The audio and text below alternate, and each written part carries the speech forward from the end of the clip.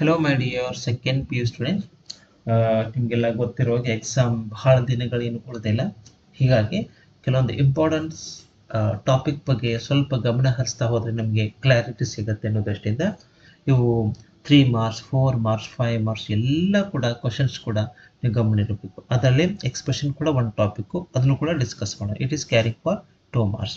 ನೋಡಿ, Tendulkar is called the greatest of all times cricket player. He never ಏನು ಬರೀಬಹುದು ಇಲ್ಲಂತಂದ್ರೆ he never shield ಅವೇ. ಅಂದರೆ ನಾವೇನಾದರೂ ಸಾಧನೆಯನ್ನು ಮಾಡ್ತಾ ಇದ್ದೀವಿ ಅಂತಂದರೆ ಕೆಲವೊಂದು ಜನ ಏನು ಮಾಡ್ತಾರೆ, ಸಿಂಪಲ್ ಕೆಲಸ ಕೊಟ್ಟಿದ್ರು ಕೂಡ ಅದನ್ನು ಎಸ್ಕೇಪ್ ಆಗ್ತಾ ಇರ್ತಾರೆ.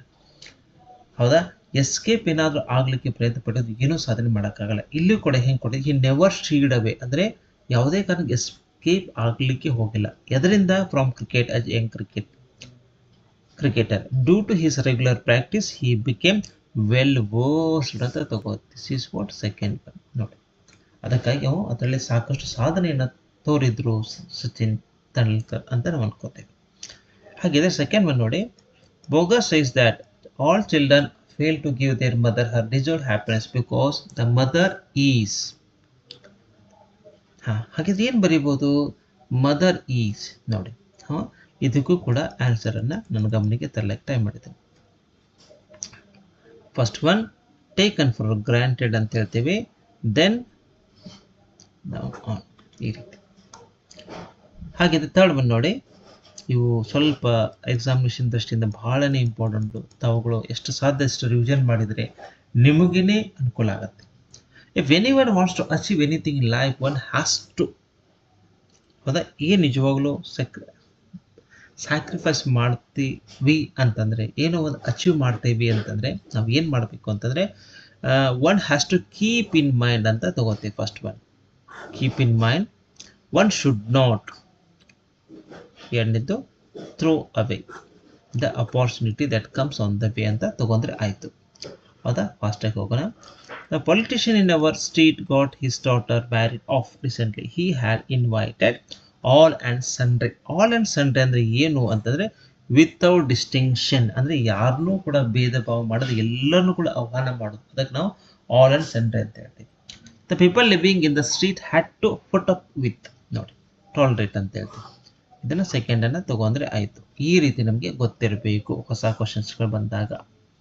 Next one, bogus says that it never be wonderful to write a star box. he will ಫಸ್ಟಿಗೇನು ಸೆಟ್ ಅ ಪ್ರಾಜೆಕ್ಟ್ ಅಂತ ಹೇಳ್ತೇವೆ. ಹೌದಾ? Next one, 83-year-old man cannot. ಎರಡನೇದು ಬಂದ್ಬಿಟ್ಟು keep in mind of his kind for himself. ಈ ರೀತಿ ಬರೀಬೇಕಾಗುತ್ತೆ. Once the student dash get into series one. Once the students get into habit of acting listening, they start understand things clearly.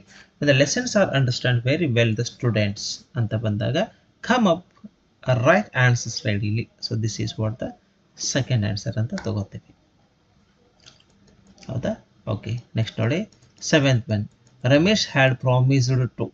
ಏನಂತಂದ್ರೆ ರಮೇಶ್ ಒಂದು promise ಮಾಡಿದ್ದ. Dash sweets as per doctor's advice. Give up ಅಂದರೆ ತ್ಯಜಿಸಬೇಕು, ಬಿಡಬೇಕು ಅಂತ ಅನ್ಕೊಳ್ತಾನೆ.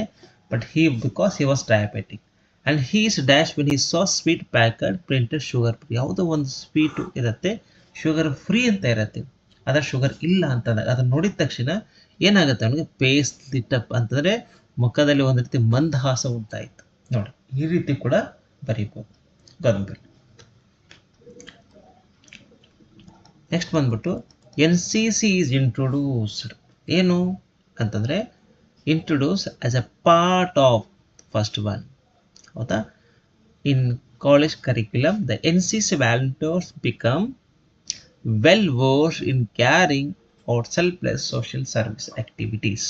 ನೋಡಿ, ಈ ರೀತಿ ನಮಗೇನಂತಂದರೆ ಗೊತ್ತಿರಬೇಕು, ಯಾವುದು ಬಂದಾಗ ನಾವು ಹೆಂಗೆ ಅಪ್ರೋಚ್ ಮಾಡಬೇಕು, ಹೆಂಗೆ ಆನ್ಸರ್ಸ್ಗಳನ್ನು ಮ್ಯಾಚ್ ಮಾಡಿದಕ್ಕೆ ಸೆಟ್ ಮಾಡ್ಕೋಬೇಕಂತೇಳಿ. So this is the topic of expressions. ಹೌದಾ? ಸಿಂಪಲ್, ಎಷ್ಟು ಸಾಧ್ಯತೆ ಎಕ್ಸಾಂಪಲ್ ಬಿಡಿಸಿದ್ದೀನಿ. ಇನ್ನೂ ಎಕ್ಸಾಂಪಲ್ಸ್ ಬೇಕು ಅಂದರೆ ನೀವು ಕಮೆಂಟ್ ಬಾಕ್ಸಲ್ಲಿ ಕೂಡ ಹಾಕ್ಬೋದು. So I can give some examples related to that one. ಎಲ್ಲೋ ಉದ್ದೇಶ ಏನಂದರೆ ಚೆನ್ನಾಗಿ ನಿಮ್ದು ಎಕ್ಸಾಮ್ ಆಗಬೇಕು ಅನ್ನೋ ಒಂದು ಭಾವನೆ ಅಷ್ಟೇ, ಮತ್ತೇನಿಲ್ಲ. ಎಲ್ಲರಿಗೂ ಒಳ್ಳೆಯದಾಗಲಿ. Thank you.